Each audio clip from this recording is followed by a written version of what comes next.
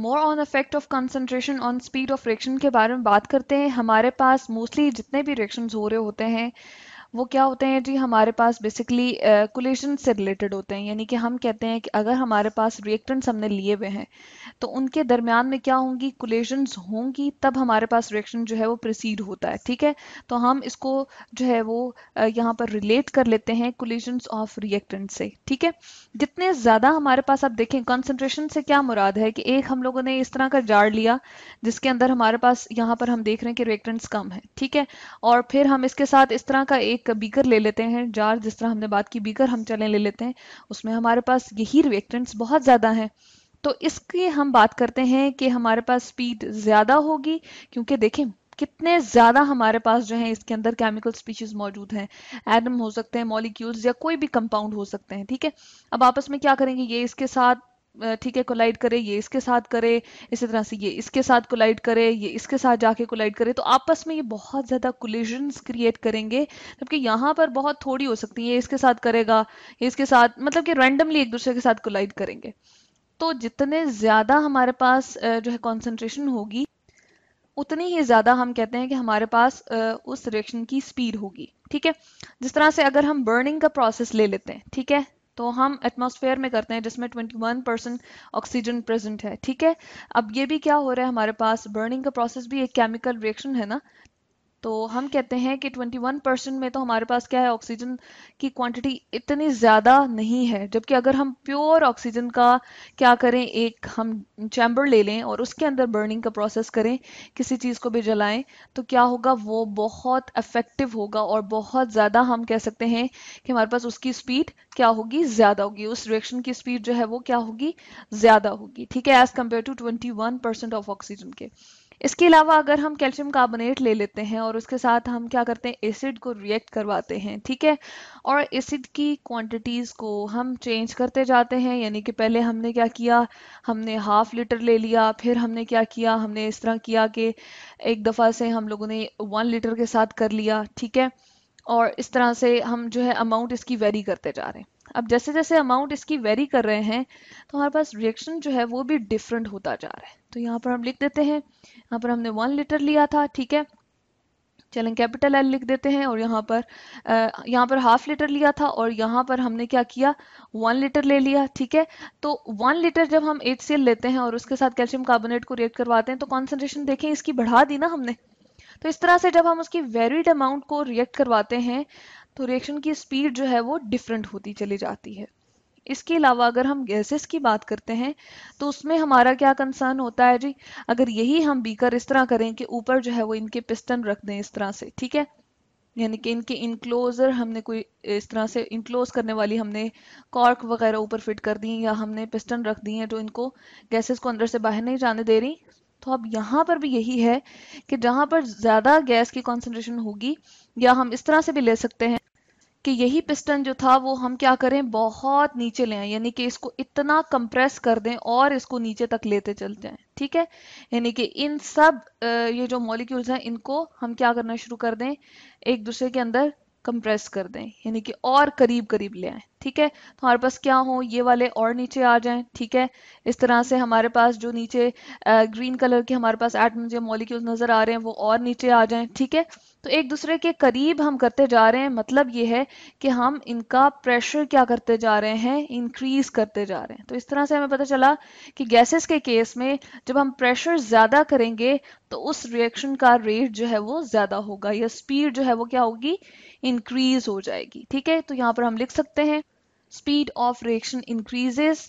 किस तरह से जी, जब हम गैसेस का प्रेशर जो है वो क्या करेंगे, इंक्रीज करेंगे। तो मैं यहाँ पर लिख देती हूँ प्रेशर क्या कर रहे हैं हम, इंक्रीज कर रहे हैं। ठीक है, तो इस तरह से हमने देखा कि हमारे पास जो जिस तरह हम कंसंट्रेशन को इंक्रीज करते जाते हैं हमारे पास जो है स्पीड ऑफ रिएक्शन इंक्रीज होती जाती है। ठीक है, तो यहाँ पर हम एक जो है रिएक्शन अगर ले लें, ठीक है, यहाँ पर हम एक गैसियस रिएक्शन ले लेते हैं जिसमें हम किसको कंसिडर करेंगे जी, हमारे पास NO गैस होगी। ठीक है, और उसको हम रिएक्ट करवाएंगे हाइड्रोजन के साथ। ठीक है, यहाँ पर हम लिखते हैं कि हमने क्या ले ली, NO 2 मोल्स। ठीक है, और इसकी गैसियस स्टेट हम मेंशन कर देते हैं। इसको हम जो है रिएक्ट करवाते हैं किसके साथ, हम रिएक्ट करवाते हैं 2 moles of H2 गैस, ठीक है। अब देखें कि हमारे पास क्या है, इनिशियली 4 मोल्स अवेलेबल हैं इन दोनों के, ठीक है। यानी कि अगर हम रिएक्टेंट की बात करें तो रिएक्टेंट हमारे पास 4 मोल के साथ यहाँ पर प्रेजेंट है, और जब हमारे पास प्रोडक्ट बनेगा तो वो किस किस चीज़ का बनेगा, हमारे पास प्रोडक्ट में बन जाएगी 2 मोल्स ऑफ वाटर, ठीक है। 2 मोल्स ऑफ H2O लिखते हैं यहाँ पर हम, ठीक है। और ये क्या होगी, ये भी हमारे पास गैसियस स्टेट में होगी, ठीक है। ये हमारे पास रिएक्शन कितने टेम्परेचर पे होता है, 800 डिग्री सी पे हमें करना पड़ता है। तो हम बात कर रहे हैं यहाँ पर बेसिकली वाटर की गैस स्टेट यानी कि स्टीम की, ठीक है। उसके साथ हमारे पास क्या प्रोड्यूस हो जाता है प्रोडक्ट में, नाइट्रोजन गैस, हम लिखते हैं N2 गैस। अब इस केमिकल रिएक्शन का रेट जो है वो हम इन टर्म्स ऑफ प्रेशर के साथ लेते हैं, ठीक है, क्योंकि हमारे पास गैसेस है ना, ठीक है। तो हम गैसेस के प्रेशर से जो है वो इसके रेट को जो है वो इसके बारे में स्टडी करते हैं, और किस तरह से हम लेते हैं जी, कॉन्सेंट्रेशंस को चेंज करके हम इसके रेट को इन टर्म्स ऑफ क्या लेंगे जी, प्रेशर, ठीक है। तो इसीलिए यहाँ पर हम यूनिट देख रहे हैं, एटमॉस्फेयर पर मिनट हमने रेट का यूनिट लिखा है, ठीक है। तो यहाँ पर हम देखते हैं कि अगर हम कंसंट्रेशन ये जो हमारे पास नाइट्रिक ऑक्साइड है, इस गैस की हम क्या कर रहे हैं जी, कांस्टेंट रख रहे हैं, ठीक है। मोल पर डीएम क्यूब में ले रही हूँ यहाँ पर, तो यहाँ पर हम लिखते हैं जी 0.006, ठीक है। इसी तरह से हम पहली 3 कंसंट्रेशन एज इट इज इसी तरह से ले रहे हैं, ठीक है। ये हमने जो है वो कांस्टेंट रखी हुई है कंसंट्रेशन नाइट्रिक ऑक्साइड की, लेकिन H2 की हम क्या कर रहे हैं, 0.0, ठीक है, 0.1 लेते हैं, ठीक है। उसके बाद हम इसको ट्वाइस कर देते हैं, ठीक है।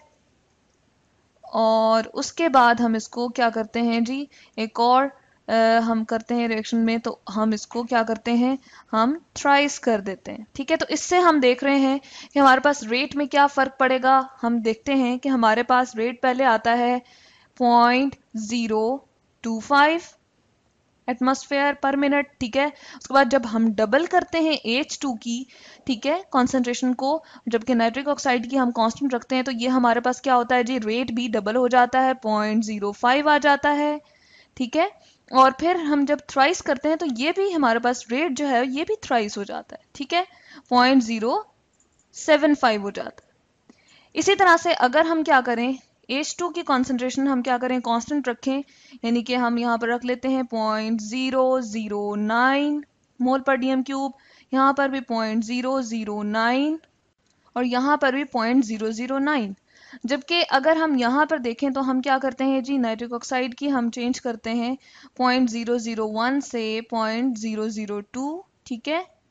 और इसी तरह से 0.003 इसकी कंसंट्रेशन के यूनिट्स हमने ऊपर लिखे हुए हैं, ठीक है।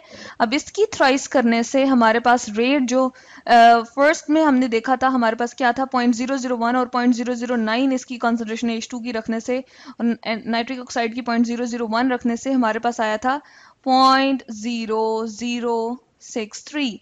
और जब हम ट्वाइस इसकी करते हैं कॉन्सेंट्रेशन, तो हमारे पास क्या आ जाती है जी, इसकी कॉन्सेंट्रेशन भी हम देख लेते हैं, हमारे पास ये ट्वाइस हो जाती है, यानी कि 0.00, ठीक है, 63 इंटू 2 करेंगे तो हमारे पास क्या आ जाता है,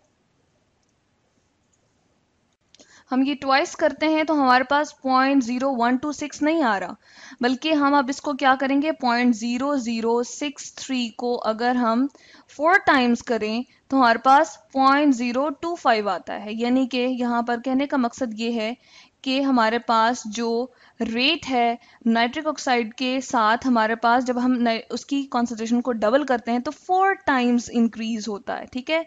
और वो किस तरह से है जी, इसको भी हम देख लेते हैं। और यहाँ पर जब हम इसको थ्राइस करते हैं तो हमारे पास क्या होता है, ये आ जाता है 0.0569 टाइम्स हमारे पास इंक्रीज हो जाता है।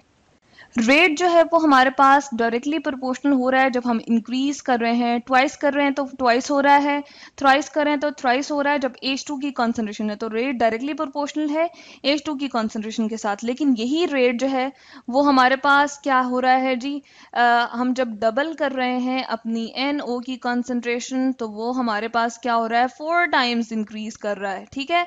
तो इस तरह से हम कह सकते हैं कि रेज टू द पावर 2 के साथ हमारे पास जो है रिलेट करता है, यानी कि डायरेक्टली प्रोपोर्शनल है NO की concentration raise to the power 2 के। अब इन दोनों को हम कंबाइन करते हैं तो हमारे पास इस तरह से आ जाएगा। और जब हम प्रोपोर्शनैलिटी साइन को हटाएंगे तो रेट इज इक्वल्स टू हमारे पास यहाँ पर रेट कांस्टेंट आ जाएगा। H2 की हमारे पास पावर क्या आ रही है इसको हम देख लेते हैं। जहाँ पर कुछ नहीं है तो वहां पर हम लिखते हैं 1, ठीक है। और जब हम लिखते हैं नाइट्रिक ऑक्साइड की तो वो हमारे पास क्या आ जाती है, रेज टू द पावर 2। और जब हम दोनों को अगर इक्वल करें तो दोनों को प्लस करें तो हमारे पास इसका जो इसके इक्वेशन के अकॉर्डिंग जो ऑर्डर बन रहा है वो हम कहते हैं जी थर्ड ऑर्डर है, ठीक है। तो इस तरह से हमने यहाँ से ये देख लिया। लेकिन बहुत सारे इस तरह के रिएक्शंस होते हैं जो हमारे पास मल्टी स्टेप्स होते हैं। तो इस तरह से हमने कहा कि ये थर्ड ऑर्डर इसका बनता है। लेकिन बहुत सारे हमारे पास रिएक्शन इस तरह से होते हैं कि वो मल्टी स्टेप होते हैं। लेकिन हमें ये माइंड में रखना चाहिए कि हमारे पास जो है रेट लॉ वो हम बैलेंस्ड केमिकल इक्वेशन से प्रिडिक्ट नहीं कर सकते, बल्कि इस तरह से भी हमारे पास होते हैं कि अगर कोई रिएक्शन हमारे पास एक स्टेप में ना हो रहे हो, बहुत सारे स्टेप्स में हो रहे हो, तो जो स्लोएस्ट स्टेप होता है उसको हम रेट डिटर्मिनिंग स्टेप कहते हैं यूजुअली, ठीक है। तो इस तरह से हमने देखा more on effect of concentration on speed of reaction. हमने यहाँ पर देखा कि अगर हम एक रिएक्टेंट की कंसंट्रेशन को क्या करते हैं, कांस्टेंट रखते हैं और दूसरे की इंक्रीज करते हैं, तो किस तरह से रेट जो है वो उसके साथ साथ हमारे पास जो है वो इंक्रीज होता है। तो यहाँ पर दोनों से हमने देखा कि दोनों की जब हम कॉन्सेंट्रेशन को इंक्रीज कर रहे होते हैं तो रेट हमारे पास क्या होता है, इंक्रीज होता है। बेशक हम इस किसी एक को कांस्टेंट रखें, उसकी कॉन्सेंट्रेशन को कांस्टेंट रख रहे हों, या किसी दूसरे की कॉन्सेंट्रेशन को कांस्टेंट रख रहे हों और इसकी जैसे NO की हमने अमाउंट को या कॉन्सेंट्रेशन को इंक्रीज किया था, ठीक है। तो इस तरह से कॉन्सेंट्रेशन पे हमारे पास स्पीड ऑफ रिएक्शन जो है वो बहुत डिपेंड कर रहा होता है। तो ये हमने देखा more on effect of concentration on speed of reaction.